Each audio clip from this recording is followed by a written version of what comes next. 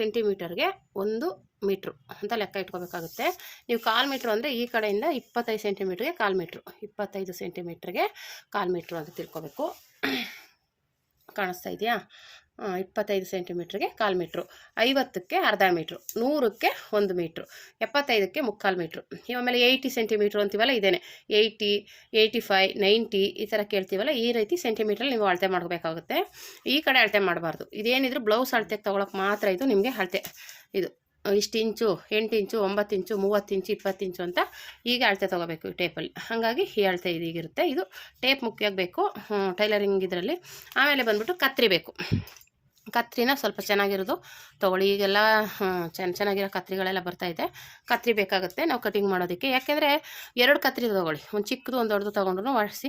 ಯಾಕೆಂದರೆ ನೀವು ಇವಾಗ ಕಲಿಯೋರಾದರೆ ಪೇಪರ್ಗೆ ಬೇರೆ ಇಟ್ಕೊಳ್ಳಿ, ಬಟ್ಟೆ ಕಟ್ ಮಾಡೋಕ್ಕೆ ಬೇರೆ ಇಟ್ಕೊಳ್ಳಿ. ಎರಡೂ ಒಟ್ಟಿಗೆ ಇಟ್ಕೊತೀನಿ ಅಂದರೆ ಏನಾಗುತ್ತೆ, ಪೇಪರ್ ಕಟ್ ಮಾಡಿದಾಗ ಅದು ಒಂಥರ ಮೊಂಡಾಗುತ್ತೆ ಕತ್ರಿ. ಅದಕ್ಕೋಸ್ಕರ ಇಲ್ಲ ಅದರಲ್ಲಿ ನಾವು ಅಡ್ಜಸ್ಟ್ ಮಾಡ್ಕೋತೀವಿ ಅಂದರೆ ಪರವಾಗಿಲ್ಲ. ಕಟಿಂಗ್ ಮಾಡಿ ಯಾರು ಸಾನೆ ಹಿಡಿಯೋರು ಬಂದರೆ ಸಾನೆ ಇಡ್ಸ್ಕೊಳ್ಳಿ, ಆವಾಗ ಏನಕ್ಕೆ ತೊಂದರೆ ಇಲ್ಲ. ಆಯಿತಾ? ಕಷ್ಟ ಆಗುತ್ತಪ್ಪ 2 ಕತ್ರಿ ಮೇಂಟೈನ್ ಮಾಡೋಕ್ಕೆ ಅನ್ನೋದಾದರೆ ಒಂದೇ ಇಟ್ಕೊಳ್ಳಿ. ನಾನು ಹೇಳ್ದಾಗೆ ಆ ಥರ ಮಾಡ್ಕೊಳ್ಳಿ. ಆಯಿತಾ? ಇದು ಕತ್ರಿ. ಆಯಿತಾ? ಮತ್ತು ಇದು ಟ್ರಿಮ್ಮರ್ಗಳಿದ್ರೆ ಸಣ್ಣ ಸಣ್ಣ ಎಳೆಗಳನ್ನ ಕಟ್ ಮಾಡೋದಕ್ಕೆ ಯೂಸ್ ಆಗುತ್ತೆ. ನನ್ನ ಹತ್ರ 2ಕ್ಕೆ 4-5 ಇದೆ. ನಾನು ಸುಮ್ಮನೆ 2 ತೋರಿಸ್ತಾ ಇದ್ದೀನಿ. ಯಾಕೆಂದರೆ ನಮ್ಮದು ಕಂಪ್ಯೂಟರ್ ಮಿಷಿನು, ಮಾಮೂಲಿ ಮಿಷಿನ್ಗಳೆಲ್ಲದ್ರ ಮೇಲೆ ಒಂದೊಂದು ಇಟ್ಟಿರ್ತೀನಿ. ಹಾಗಾಗಿ ಇದು ಟ್ರಿಮ್ಮರ್ ಬೇಕಾಗುತ್ತೆ. ಆಮೇಲೆ ಬಂದ್ಬಿಟ್ಟು ಇದು ಕೇಸು ಮತ್ತು ಬಾಬಿನು. ಇದು ಮಿಷಿನಲ್ಲೇ ಇರುತ್ತೆ, ಆದರೂ ನಾನು ಸುಮ್ಮನೆ ತೋರಿಸ್ತಾ ಇದ್ದೀನಿ. ಇವಾಗ ನಾನು ಮಿಷಿನ್ನು ಯೂಸ್ ಮಾಡಬೇಕಾದ್ರೆ ತೋರಿಸ್ತೀನಿ. ಇದು ಕೇಸು, ಇದು ಬಾಬಿನು. ಆಯಿತಾ? ಮತ್ತು ಇದು ಒಂದು ಚಿಕ್ಕದು ಸ್ಕೇಲು, ಮರದ ಸ್ಕೇಲ್ ಆದರೂ ಯೂಸ್ ಮಾಡ್ಕೊಳ್ಳಿ, ದೊಡ್ಡದಾದ್ರೂ ಇಟ್ಕೊಳ್ಳಿ. ನಾನು ಇದು ಎಲ್ಲ ಮುರಿದೋಗಿದಾಗಿರೋದ್ರಿಂದ ಇದೊಂದು ಯೂಸ್ ಮಾಡ್ತೀನಿ. ಇಷ್ಟು ಗೆರೆ ಹಾಕೋದಕ್ಕೆ ಇದು ಯೂಸ್ ಮಾಡ್ಕೊತೀನಿ. ದೊಡ್ಡ ಗೆರೆ ಹಾಕೋದಕ್ಕೆ ಈ ಥರ ದೊಡ್ಡ ಸ್ಕೇಲ್ ಯೂಸ್ ಮಾಡ್ತೀನಿ. ಇದು ಡ್ರೆಸ್ಗಳಿಗೆ ಈ ಥರ ಕ್ರಾಸ್ ಆಗಿದೆಯಲ್ಲ, ಇದು ಡ್ರೆಸ್ಗಳಿಗೆ ಕಟ್ಟಿಂಗ್ ಮಾಡಬೇಕಾದ್ರೆ ನಾನು ತೋರಿಸ್ಕೊಡ್ತೀನಿ. ನಾನು ಸುಮ್ಮನೆ ಇದು ತೋರಿಸ್ತಾ ಇದ್ದೀನಿ ಸ್ಕೇಲ್ ಅಂತ. ಮತ್ತು ಈ ಸ್ಕೇಲ್ ಬಂದ್ಬಿಟ್ಟು ಇದನ್ನು ನೀವು ಸ್ಟ್ರೈಟ್ ಗೆರೆ ಹಾಕೋದಕ್ಕೂ ಯೂಸ್ ಮಾಡ್ಬೋದು, ಆಮೇಲೆ ಟಾಪ್ ಕಟ್ ಮಾಡೋದಕ್ಕೂ ಯೂಸ್ ಮಾಡ್ಬೋದು. ನಾನು ಟಾಪ್ ಕಟ್ಟಿಂಗ್ ಮಾಡಿದಾಗ ತೋರಿಸ್ತೀನಿ ಇದು ಹೇಗೆ ಯೂಸ್ ಮಾಡೋದು ಅಂತ. ಮತ್ತು ಇದು ಬಂದ್ಬಿಟ್ಟು ಇದು ವೀಲರ್ ಏನಕ್ಕಪ್ಪ ಅಂದರೆ ಇವಾಗ ಒಂದು 2-3 ಬ್ಲೌಸ್ ಕಟಿಂಗ್ ಮಾಡಿರ್ತೀವಿ. ಅವಾಗ ಏನಾಗುತ್ತೆ, ಇದನ್ನು ಅದ್ರ ಮೇಲೆ ನಾವೇನು ಮಾರ್ಕ್ ಮಾಡಿರ್ತೀವಿ ಅದ್ರ ಮೇಲೆ ಈ ಥರ ಮಾರ್ಕ್ ಮಾಡಿದಾಗ ಕೆಳಗಡೆ ಬ್ಲೌಸ್ ಮೇಲೆ ಇಳಿಯುತ್ತೆ ನೋಡಿ. ಈ ರೀತಿ ಮಾಡಿದಾಗ ಈ ಮಾರ್ಕು ಕೆಳಗಡೆ ಇಳಿದಿರುತ್ತೆ. ನಾವು ಅದ್ರ ಮೇಲೆ ಮಾರ್ಕಿಂಗ್ ಪೀಸಲ್ಲಿ, ಇದು ಮಾರ್ಕಿಂಗ್ ಪೀಸ್ ನೋಡಿ, ಈ ಮಾರ್ಕಿಂಗ್ ಪೀಸಲ್ಲಿ ಈ ಥರ ಮಾರ್ಕ್ ಮಾಡ್ಕೊಳ್ಳೋದು. ಅದಕ್ಕೋಸ್ಕರ ಟ್ರಿಮ್ಮರ್ ಯೂಸ್ ಆಗುತ್ತೆ. ಇವಾಗ 2-3 ಬ್ಲೌಸ್ ಕಟ್ ಮಾಡಿದಾಗ ಇದು ಯೂಸ್ ಆಗುತ್ತೆ. ಇವಾಗ ಒಬ್ಬರದೇ ಒಂದು 2-3 ಬ್ಲೌಸ್ ಇದ್ದಾಗ ಒಂದು ಕಟಿಂಗ್ ಮಾಡಿರ್ತೀವಿ, ಒಂದ್ರ ಮೇಲೆ ಒಂದು ಅದು ಮಾರ್ಕ್ ಕರೆಕ್ಟಾಗಿ ಒಂದೇ ಸಮ ಬರಬೇಕು ಅಂದಾಗ ಈ ರೀತಿ ಹಿಂಗೆ ಮಾರ್ಕ್ ಮಾಡ್ಕೊಂಡಾಗ ಅದ್ರ ಮೇಲೆ ಬೀಳುತ್ತೆ. ಅದು ನಾವು ಕೆಳಗಡೆ ಮಾರ್ಕ್ ಮಾಡ್ಕೊಳ್ಳೋದು ಮಾರ್ಕಿಂಗಲ್ಲಿ. ಆ ಥರ ಮಾಡ್ಕೊಳ್ಳೋದಕ್ಕೆ ಇದು ಬೇಕು. ಆಯಿತಾ? ಮತ್ತು ದಾರ ಇದು, ಮತ್ತು ಸೂಜಿ, ಇದು ಹೆಮ್ಮಿಂಗ್ ಸೂಜಿ. ಮತ್ತು ಈ ದೊಡ್ಡ ಸೂಜಿ ಒಂದು ನಾನೇನಕ್ಕಪ್ಪ ಯೂಸ್ ಮಾಡ್ತೀನಿ, ದಾರ ತಿರುಗ್ಸೋಕ್ಕೆ ಯೂಸ್ ಮಾಡ್ತೀನಿ. ಕೆಲವರೆಲ್ಲ ಬೇರೆ ಥರ ಯೂಸ್ ಮಾಡ್ತಾರೆ. ನಾನು ಯೂಸ್ ಮಾಡೋ ಮೆಥಡು ನಾನು ಹೇಳ್ಕೊಡ್ತೀನಿ. ಇದು ದಾರ ತಿರುಗಿಸ್ಕೊಳ್ಳೋಕ್ಕೆ ಇದು ಹೆಮ್ಮಿಂಗ್ ಸೂಜಿ. ಮತ್ತು ಇದು ಒಂದು ದೊಡ್ಡದೇನೆ, ಒಂಚೂರು ಇನ್ನೂ ಚಿಕ್ಕದು ಹೆಮ್ಮಿಂಗ್ ಯೂಸ್ ಮಾಡ್ಕೋಬೇಕು. ಈ ಥರ ಸೂಜಿಗಳು ಬೇಕು. ಮತ್ತು ಇದು ಪೆನ್ ಏನಕ್ಕಪ್ಪ ಅಂದರೆ ಅದು ಪೇಪರ್ ಕಟ್ಟಿಂಗ್ ಮಾಡಿದಾಗ ಮಾರ್ಕ್ ಮಾಡ್ಕೊಳಬೇಕಾಗುತ್ತೆ. ಮಾರ್ಕರಲ್ಲಿ ಆಗಲ್ಲ, ಪೆನ್ನಲ್ಲಿ ಮಾಡ್ಕೋಬೇಕು. ಮತ್ತು ಆಮೇಲೆ ಈ ಥರ ಮಾರ್ಕರ್ ಇದ್ರೂ ಯೂಸ್ ಮಾಡ್ಕೊಳ್ಳಿ ಇದ್ದರೆ. ಇದು ಬಂದ್ಬಿಟ್ಟು ಆರ್ಮೂಲ್ ರೌಂಡ್ ಹತ್ರ ಶೇಪ್ ತೆಗೆಯೋದು. ಇದು ತುಂಬಾ ಚೆನ್ನಾಗಿ ಯೂಸ್ ಆಗುತ್ತೆ. ಈ ಥರ ರೌಂಡ್ ಶೇಪ್ ಕೊಡೋದಕ್ಕೆ ಇದು ಯೂಸ್ಫುಲ್ ಆಗುತ್ತೆ. ಈ ಥರದ್ದೊಂದು ತೊಗೊಳ್ಳಿ. ಅವಾಗ ಮೊದಲು ಸಿಗ್ತಿರಲಿಲ್ಲ, ಈಗೆಲ್ಲ ತುಂಬ ಕಡೆ ಎಲ್ಲ ಕಡೆ ಸಿಗುತ್ತೆ. ಆರ್ಮೂಲ್ ರೌಂಡ್ದು ಸ್ಕೇಲು ಆರಾಮಾಗಿ ತೊಗೋಬೋದು. ಆಯಿತಾ? ಮತ್ತು ಇದು ಗುಂಡು ಪಿನ್ಗಳು, ಇದು ಒಂದಿದ್ರೆ ಇದು ಬಿಗಿನರ್ಸ್ಗೆ ಬೇಕೇ ಬೇಕು. ಯಾಕೆಂದರೆ ಬಟ್ಟೆ ಕಟ್ ಮಾಡಬೇಕಾದ್ರೆ ಆ ಕಡೆ ಸರಿಯೋದು ಆಗೋದು ಆಗ್ತಾ ಇರುತ್ತೆ. ಇದಿದ್ರೆ ನಾನು ಈ ಥರ ಹಾಕಿಟ್ಕೊಂಡಿದ್ದೀನಿ ನೋಡಿ.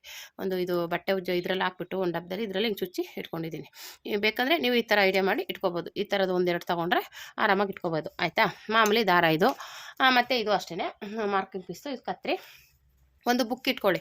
ಯಾಕೆಂದರೆ ನೀವು ಏನು ಕಟಿಂಗ್ ಮಾಡ್ತೀರಾ ಅದನ್ನ ನೀಟಾಗಿ ಒಂದು ಬುಕ್ಕಲ್ಲಿ ಬರೆದಿಟ್ಕೊಳ್ಳಿ, ಏನೇನು ಅಳತೆ ತೊಗೊಂಡಿರ್ತೀರ. ಯಾಕೆಂದರೆ ನೀವು ನೆಕ್ಸ್ಟು ಅದು ಹೆಸರು ಎಷ್ಟು ಸೈಜು ಎಲ್ಲ ಬರೆದಿಟ್ಕೊಂಡ್ಬಿಟ್ರೆ, ಒಂದು ಬುಕ್ ಇಟ್ಕೊಂಡ್ಬಿಟ್ರೆ ನಿಮ್ಗೆ ಆರಾಮಾಗಿ ಆಗುತ್ತೆ. ಆ ಥರ ಒಂದು ಬುಕ್ಕನ್ನು ಮೇಂಟೈನ್ ಮಾಡಿ ನೀವು ಯಾವಾಗ ಬೇಕಾದರೂ ಅವಾಗ ಅದನ್ನು ತೆಗೆದು ಯೂಸ್ ಮಾಡ್ಕೊಬೋದು. ಈ ಥರ ಒಂದು ಬುಕ್ ಇಟ್ಕೊಂಡು ಮೇಂಟೈನ್ ಮಾಡಿದ್ರೆ ನಿಮಗೆ ಯೂಸ್ ಆಗುತ್ತೆ. ಈ ರೀತಿ ನಿಮಗೆ ಅಳತೆ ಏನೇನಿರುತ್ತೆ ಅದ್ರ ಬಗ್ಗೆ ಈ ಥರ ಬರ್ಕೊಂಡು ಇವಾಗ ಯಾವ ಸೈಜು 38 ಸೈಜು, 30 ಸೈಜು, 32 ಆ ಥರ ಆ ಸೈಜ್ನ ಬರೆದಿಟ್ಕೊಂಡು ಮೇಂಟೈನ್ ಮಾಡೋಕ್ಕೆ ಒಂದು ಬುಕ್ ಬೇಕಾಗುತ್ತೆ. ಆ ಬುಕ್ ಇಟ್ಕೊಂಡು ನೀವು ಮೇಂಟೈನ್ ಮಾಡ್ಬೋದು. ಇದಿಷ್ಟು ನಮ್ಮ ಟೈಲರಿಂಗ್ ಕ್ಲಾಸಲ್ಲಿ ಬೇಕಾಗಿರುವಂಥ ವಸ್ತುಗಳು. ಇನ್ನೂ ಸುಮಾರು ಸ್ಕೇಲ್ಗಳು ಏನೇನೋ ಇದೆ, ಇನ್ನೂ ಬೇರೆ ಇದು ಬುಕ್ಸ್. ಇದು ಇಷ್ಟು ನಾನು ನಿಮಗೆ ತೋರಿಸ್ತೀನಿ. ಮುಖ್ಯವಾಗಿ ಇಷ್ಟು ಬೇಕು. ಇದ್ರ ಜೊತೆಗೆ ನೀವು ಟೈಲರಿಂಗ್ ಕ್ಲಾಸ್ ಸ್ಟಾರ್ಟ್ ಮಾಡಿದ್ಮೇಲೆ ಆಮೇಲೆ ಮುಖ್ಯವಾಗಿ ಇದಿಷ್ಟು ಅಂದಮೇಲೆ ಮಿಷಿನ್ ಬೇಕು. ಮುಖ್ಯವಾಗಿ ನಾನು ಅದೇ ಹೇಳಿಲ್ಲ ನೋಡಿ, ಮಿಷನ್ ಇರಬೇಕು. ನೀವು ಚಿಕ್ಕದಾದ್ರೂ ತೊಗೊಳ್ಳಿ, ದೊಡ್ಡದಾದ್ರೂ ತೊಗೊಳ್ಳಿ, ಸೆಕೆಂಡ್ ಹ್ಯಾಂಡ್ಲಾದ್ರೂ ತೊಗೊಳ್ಳಿ. ನಾನು ಆಲ್ರೆಡಿ ಮಿಷಿನ್ ಬಗ್ಗೆ ಒಂದು ವೀಡಿಯೋ ಹಾಕಿದ್ದೀನಿ, ಯಾವ ಮಿಷಿನ್ ತೊಗೋಬೇಕು ಅಂತ ಬೇಕಾದ್ರೆ ಚೆಕ್ ಮಾಡಿ.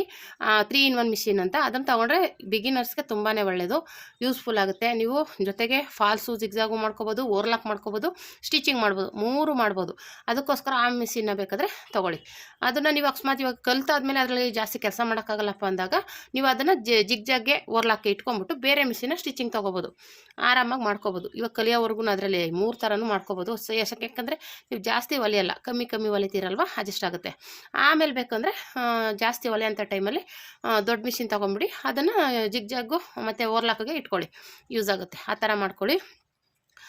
ಇದಿಷ್ಟು ಬೇಕಾಗಿರುವಂಥದ್ದು 2ನೇ ಕ್ಲಾಸ್ದು ಇದು. ಹಂಗಾಗಿ ನಾನು ಹೇಳ್ದಾಗೆ ಮಿಷಿನ್ ಬಗ್ಗೆ ಇದು ಹೇಳಿದ್ದೀನಿ. ಅದರಲ್ಲಿ ನಿಮಗೆ ಸೆಕೆಂಡ್ ಹ್ಯಾಂಡ್ಲಿ ಎಲ್ಲರೂ ಸಿಗುತ್ತೆ ಬೇರೆ ಮಿಷಿನ್ ಅಂದರೂ ತೊಗೋಬೋದು, ತೊಂದರೆ ಏನಿಲ್ಲ. ಅಯ್ಯೋ ಮಿಷಿನ್ ಸಿಕ್ತಿತ್ತು ಅದೇ ಬೇಕು ಅಂದರೆ ಕಷ್ಟ ಆಗುತ್ತೆ ಅಂತ ಅಂದ್ಕೋಬೇಡಿ.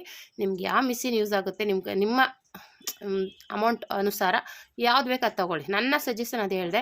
ಅಯ್ಯೋ ಅದು ಹೇಳಿದ್ರು ಅದು ಅಷ್ಟೊಂದು ದುಡ್ಡು ಆಗುತ್ತೆ ಅಂತ ಯೋಚನೆ ಮಾಡಿಬಿಡಿ. ಸೆಕೆಂಡ್ ಹ್ಯಾಂಡಲ್ಲಿ ನಿಮ್ಗೆ ಕಮ್ಮಿಗೆ ಸಿಗುತ್ತೆ, ಒಂದು 2-3 ಸಾವಿರಕ್ಕೆ ಅಂದರೆ ತೊಗೊಂಡು ಯೂಸ್ ಮಾಡಿ, ಕಲೀರಿ, ಆಮೇಲೆ ಬೇಕಾದ್ರೆ ತೊಗೋಬೋದು.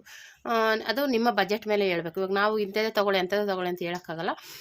ನಾವು ತೊಗೊಂಡ್ರೆ ಯೂಸ್ ಆಗುತ್ತೆ. ಇವಾಗ ಈ ಥರ ಫಾಲ್ಸು ಜಿಗ್ಜಾಗು ಮಾಡ್ಬೋದು, ಓರ್ಲಾಕ್ ಮಾಡ್ಬೋದು, ನೆಕ್ಸ್ಟ್ ಬೇಕಾದ್ರೆ ಈ ಥರ ಮಾಡ್ಬೋದು ಅಂತ ಹೇಳ್ತೀವಿ.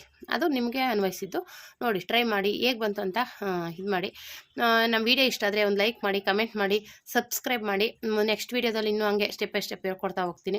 ನೆಕ್ಸ್ಟ್ ವೀಡಿಯೋದಲ್ಲಿ ನಮ್ಮ ಮಿಷಿನ ಯಾವ ರೀತಿ ರನ್ನಿಂಗ್ ಮಾಡೋದು, ಫಸ್ಟಿಗೆ ನಾವು ಇವಾಗ ಇದೆಲ್ಲ ತೊಗೊಂಡಿದ್ದೀವಿ. ಮಿಷಿನ್ ರನ್ನಿಂಗ್ ಮಾಡೋದು ಹೇಗೆ ತುಳಿಯೋದು ಕಾಲಲ್ಲಿ, ಇವಾಗೆಲ್ಲ ಮೋಟ್ರ್ ಬಂದಿದೆ, ಏಕಾಏಕಿ ಮೋಟ್ರಲ್ಲಿ ಕಲಿಯೋಕ್ಕಾಗಲ್ಲ, ಕಾಲಲ್ಲಿ ಹೇಗೆ ತುಳಿಯೋದು ಫಸ್ಟ್ಗೆ ಅನ್ನೋದನ್ನು ತೋರಿಸ್ಕೊಡ್ತೀನಿ ನೆಕ್ಸ್ಟ್ ವೀಡಿಯೋದಲ್ಲಿ.